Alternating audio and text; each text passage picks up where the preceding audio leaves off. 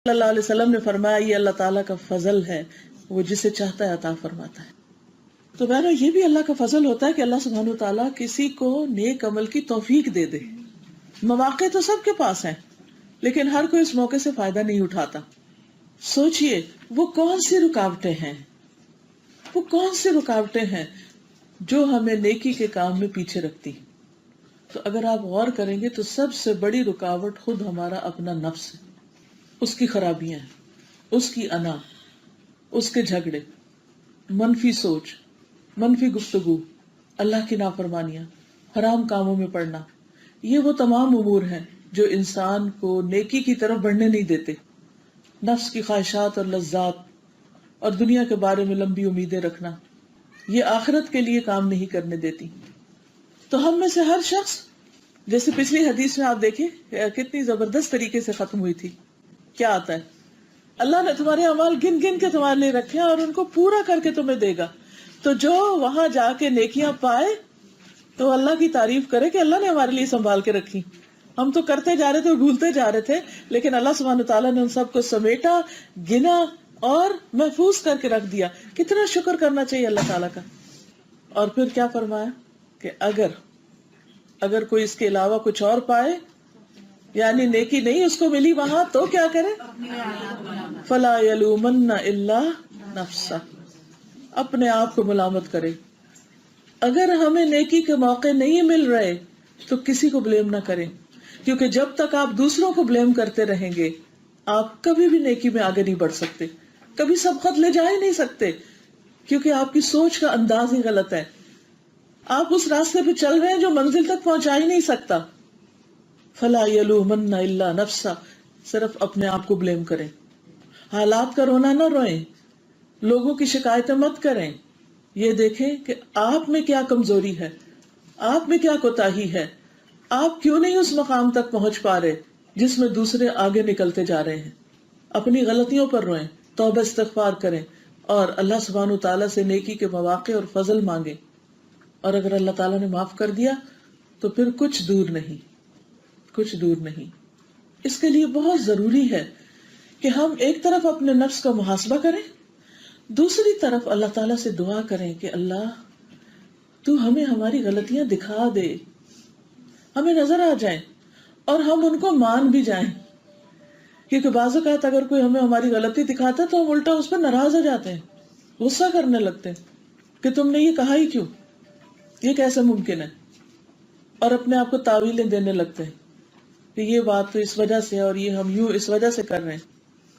تو یہ بھی دعا مانگے اللہ تعالیٰ سے کہ اللہ پھر ان غلطیوں کے، ان کوتاہیوں کے اعتراف کی توفیق دے، اور پھر ان پر توبہ کی توفیق دے اور ان کی اصلاح کی توفیق دے، تاکہ ہم محروم نہ رہ جائیں، پیچھے نہ رہ جائیں۔ دنیا میں بھی جب انسان کو کوئی سیٹ بیک ہوتا ہے یا کوئی کسی وجہ سے وہ پیچھے چلا جاتا ہے کسی دنیا کے ہی کسی معاملے میں، مال و دولت میں، اولاد میں یا کسی بھی چیز میں، تو یہ چیز اس کو کتنا بادر کرتی رہتی، کتنا پریشان رکھتی۔ لیکن یہ تو چند دن کی بات ہے نا۔ آپ نے دیکھا ہوگا کبھی ہم ایک مسئلے میں پریشان ہوتے ہیں، پھر وہ حل ہو جاتا ہے تو دوسرے میں ہونے لگتے ہیں، تو تیسرے میں۔ دنیا کا سلسلہ اور نظام تو ایسا چلتا ہی رہے گا، لیکن اصل چیز ہے آخرت۔ یہاں تو اگر پیچھے رہ بھی جائیں تو تھوڑی اور پش دے کے ہم آگے بڑھ جاتے ہیں، لیکن آخرت میں تو کوئی پیچھے رہ گیا تو اسے کوئی چیز آگے نہیں کر سکتی، وہی ملے گا جو کر کے بھیجا ہوگا۔ تو اس لیے ہمیشہ نیکیوں کے لیے حریص رہنا چاہیے، جیسے صحابہ کرام نیکیوں کے لیے حریص تھے، شوق رکھتے تھے۔ اور یہاں پر جو وہ نبی صلی اللہ علیہ وسلم کے پاس مل کر آئے اپنے مسئلے کے حل کے لیے، تو ان کا مقصد حسد کرنا نہیں تھا اہل مال سے۔ اس سے صحابہ کرام کی خوبی پتہ چلتی تھی کہ مال ان کے نزدیک کوئی بڑی اہمیت نہیں رکھتا تھا۔ انہوں نے یہ نہیں کہا کہ یا رسول اللہ صلی اللہ علیہ وسلم کچھ لوگ تو اتنے مالدار ہیں اور وہ تو ایسا ایسا کر رہے ہیں، ہمیں کوئی نسخہ بتائیے کہ ہم بھی مالدار ہو جائیں، اوور نائٹ ہم بھی کوئی کروڑ پتی ہو جائیں۔ ایسا کچھ نہیں انہوں نے پوچھا۔ انہوں نے پتا تھا یہاں اگر بلینئر بھی ہو گئے تو سب کچھ ادھر ہی چھوڑ کے جانا ہے نا، سو واٹ اگر اسے خیر کے کام میں نہیں لگایا۔ نہ انہیں اللہ کی تقدیر پر کوئی اعتراض تھا کہ ان کو کیوں مل گیا، ہمیں وجہ بتائی جائے، ایسا بھی نہیں۔ ان کا فوکس کیا تھا، فوکل پوائنٹ آپ دیکھیں، ان کی عقل مندی کیا تھی، سمجھداری کیا تھی کہ پھر ہم کس طرح نیکی کمائیں، ہمیں کوئی طریقہ بتا دیا جائے کہ ہم بھی اس درجے کو پہنچے۔ ان کا مطلوب اور ان کا مقصود کیا تھا؟ جنت کے اعلیٰ درجات، کہ وہاں تک پہنچنے کا طریقہ بتا دے، whether it is through مال اور something else، کہ اصل میں تو جانا وہاں چاہتے ہیں، اس کا شوق ہے. تو عزیز بہنوں، سوچئے ہمیں کس چیز کا شوق ہے، ہماری تڑپ کیا ہے، ہم کہاں پہنچے، ترقی کے کس مقام کو، کس درجے کو، کس ہائٹ کو، کس بلندی کو، اور کس چیز میں چند دن کی ہے یا ہمیشہ رہنے والی. تو مالداروں سے آگے نکلنے کا شوق سب کو ہونا چاہیے، لیکن صرف مال میں نہیں، اور چیزوں میں. یعنی عام طور پر کوئی اگر مالدار سے آگے نکلنا چاہتا ہے تو مال میں ہی نکلنا چاہتا ہے، لیکن یہاں ان کا شوق کیا تھا کہ ہمیں کوئی نیکی بتائی جائے کہ جس کی وجہ سے ہم ان سے بھی آگے نکل جائیں. نیکیوں میں آگے نکلنے کا حکم ہمیں دیا گیا ہے قرآن مجید میں. آپ دیکھیے سورۃ البقرہ آیت نمبر 148 میں اللہ سبحانہ وتعالیٰ فرماتے ہیں فَاسْتَبِقُوا الْخَيْرَاتِ، فَاسْتَبِقُوا الْخَيْرَاتِ، نیکیوں میں ایک دوسرے سے آگے بڑھو، یہ اللہ کا حکم ہے. اَيْنَمَا تَكُونُوا يَأْتِ بِكُمُ اللَّهُ جَمِيعًا، جہاں بھی تم ہوگے اللہ تم سب کو لے آئے گا.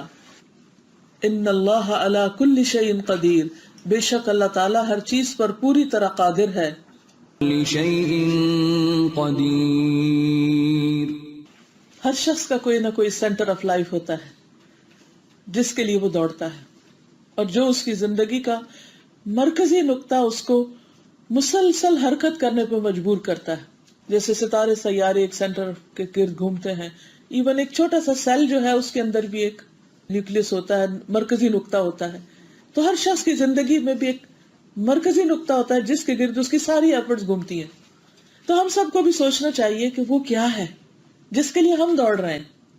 کیا واقعی وہ فاستبقوا الخیرات ہے؟ کیونکہ ہم کہیں بھی دوڑ رہے ہوں گے، اینما تکونوا یأتی بکم اللہ جمیعا، اللہ تم سب کو سمیٹ لے گا، اکٹھا کر لے گا، واپسی اس کی طرف ہے. تو اس لیے سوچو.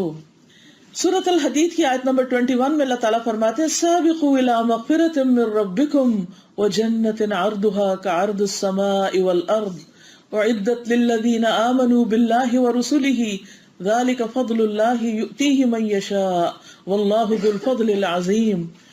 اپنے رب کی بخشش اور اس کی جنت کی طرف ایک دوسرے سے آگے بڑھو. تو دوڑنے کا مقام کیا ہونا چاہیے، کیا فوکل پوائنٹ ہونا چاہیے؟ بخشش اور جنت، جس کی چوڑائی آسمانوں اور زمین کی چوڑائی کی طرح ہے. وہ ان لوگوں کے لیے تیار کی گئی ہے جو اللہ اور اس کے رسولوں پر ایمان لائے. یہ اللہ کا فضل ہے، وہ اسی کو دیتا ہے جسے وہ چاہتا ہے، اور اللہ بہت بڑے فضل والا ہے. یعنی اللہ سبحانہ وتعالیٰ کے پاس تو سب کچھ ہے، لیکن اصل بات یہ کہ ہم کیا چاہتے ہیں، ہم کیا مانگتے ہیں. اگر ہماری طلب ہوگی نیکیوں میں بڑھنے، جسمانی طاقت ہو یا جوانی ہو یا زندگی ہو، یہ وقت ہو، انرجی ہو، ذہنی طاقت ہو، ذہانت ہو، کوئی بھی جو بلیسنگ ہے ہم پر اللہ سبحانہ وتعالیٰ کی، وہ صرف ایک سرٹن پیریڈ آف ٹائم کے لیے، اور اس کے بعد وہ آہستہ آہستہ آہستہ یا ایک دم واپس لے لی جاتی. اس لیے پھر اپنا جائزہ لیجئے، اس وقت آپ کے پاس کیا ہے جس کو آپ میکسیمم اللہ سبحانہ وتعالیٰ کے راستے میں لگا سکتے ہیں، بخشش اور جنت کے حصول میں لگا سکتے ہیں. کون سی وہ نعمت ہے جو ابھی تک آپ کے پاس باقی، وہ کون سے وسائل ہیں، وہ کون سے ذرائع ہیں. اور اگر آپ اس کے لیے کوشش کریں گے تو اللہ سبحانہ وتعالیٰ بھی اپنا فضل آپ پر کرے گا اور وہ آپ کو مواقع دے گا. لیکن اگر انسان خود نہ چاہے تو اللہ تعالیٰ زبردستی کسی کو بھی نہیں دیتا. لیکن جیسا آپ جانتے ہیں کہ دوڑ لگانے کے لیے، اوپر چڑھنے کے لیے ہمیشہ ایفرٹ لگانی پڑتی ہے. چاہے گاڑی دوڑانی، چاہے آپ نے پہاڑ ماؤنٹین کلائمبنگ کرنی، چاہے آپ نے فزیکلی دوڑنا ہو یا ذہنی دوڑ ہو یا پیسے کے ساتھ نیکی کے کاموں میں دوڑنا ہو، کچھ بھی کرنا ہو یا علم کے راستے میں دوڑنا ہو، ہر چیز کے لیے آپ کو محنت کرنی پڑے گی. اس دنیا میں کچھ بھی فری نہیں ملتا، ہر چیز کے لیے کوشش کرنی پڑتی ہے، محنت کرنی پڑتی. تو ہمیں سوچنا یہ چاہیے کہ ہم دوڑنے کے لیے کتنا تیار ہیں، اس مشقت کے لیے کتنا تیار ہیں، کتنی محنت کرتے ہیں، کیا قربان کرنا چاہتے ہیں. کیونکہ یہ بھی یاد رکھیے، اب دوڑ کو امیجن کیجئے کہ دوڑ کے وقت فالتو مال سب نیچے اتار کے رکھنا پڑتا ہے، فالتو چیزیں. مثلا اگر آپ دوڑنا چاہتے ہیں تو آپ نے اگر کچھ بوجھ اٹھائے ہوئے ہیں یا آپ کا وزن زیادہ ہے تو پہلے اسے اتارنا پڑے گا، ورنہ وہ دوڑنا آپ کے لیے ڈینجرس ہو جائے گا، آپ رستے میں گر پڑیں گے. جب بھی کبھی تیز بھاگنا ہو تو آپ کیا کرتے ہیں؟ حتیٰ کہ ایکسٹرا کپڑے بھی اتار کے رکھ دیتے ہیں، بس بیئر منیمم پہنتے ہیں تاکہ وہ بھی بوجھ نہ ہو اور آپ ہلکے پھلکے ہوں اور پھر آپ دوڑ سکیں. تو اس کا مطلب یہ ہے کہ جب آپ ایک خاص ڈائریکشن میں دوڑیں گے تو آپ کو ایک تو پوری توجہ اس کی طرف کرنی ہوگی اور دوسری طرفوں سے نظر ہٹانی ہوگی. پھر یہ کہ جو فالتو فضول بیکار قسم کے کام آپ کر رہے ہیں ان کو چھوڑنا ہوگا. انسان ایک وقت میں کئی کشتیوں میں اکٹھا نہیں بیٹھ سکتا. اگر آپ کبھی ایک میں بیٹھ رہے ہیں، کبھی دوسرے میں، کبھی تیسرے میں، مثلا روڈ پر 3 گاڑیاں جا رہی ہیں اور آپ کہتے ہیں میں تینوں کا مزہ لوں، کبھی ایک میں بیٹھتے ہیں، کبھی دوسرے میں، کبھی تیسرے، تو کیا ہوگا؟ تھوڑی دیر کے بعد گاڑیاں رکیں گی، پھر آپ گاڑی چینج کریں گے، پھر آپ بیٹھیں گے، پھر اتریں گے، سارا وقت اسی میں چلا جائے گا. تو آپ کو چڑھنے سے پہلے ہی دیکھ لینا چاہیے کہ کس گاڑی میں بیٹھنا ہے آپ نے، اور پھر اس میں بس بیٹھ گئے تو اس کو پھر چلاتے چلے جائیں. ریسنگ کارز کو آپ نے دیکھا ہوگا کیسی کیسی ایفرٹ لگاتے ہیں اس ریس کے لیے، کتنی پریکٹس کرتے ہیں، کتنی محنت ہوتی اور کتنی سمجھداری کی ضرورت ہوتی تاکہ ریس جیتی جا سکے. گھوڑوں کی ریس دیکھ لے، کوئی بھی ریس دیکھیں. تو اگر ہم اس ریس میں شامل ہونا چاہتے ہیں مغفرت اور جنت کی، تو پھر ہمیں دیکھنا چاہیے کہ کون سی چیزیں رکاوٹ ہیں، کون سی چیزیں چھوڑنی ہوگی اور میں چھوڑ سکتی ہوں، اور کن چیزوں کو مجھے پرائرٹائز کر کے ان کے اوپر فوکس کرنا ہے تاکہ میں منزل تک پہنچ سکوں، which is very very important. انبیاء علیہ السلام کیوں چنے ہوئے لوگ تھے؟ کیونکہ ان کی زندگیوں میں نیکیوں کے لیے رغبت تھی اور نیکیوں میں دوڑتے تھے. ان کا سارا تھکنا نیکی کے کاموں میں ہوتا تھا، اور سلو موشن نہیں تھے کہ ہاں اچھا کر لیتے ہیں جب ہمارے حالات اچھے ہوں گے. ایسے لوگ حالات کا انتظار بھی نہیں کرتے. انہیں جب نیکی کے موقع کا پتہ چل جاتا، نیکی کی جگہ کا، نیکی کے کام کا، تو پھر وہ فوراً اس کے لیے متحرک ہو جاتے ہیں.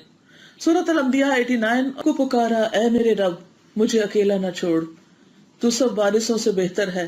تو ہم نے اس کی دعا قبول کی اور اسے یحییٰ عطا کیا اور اس کی بیوی کو اس کے لیے درست کر دیا. بے شک وہ نیکیوں میں جلدی کرتے تھے.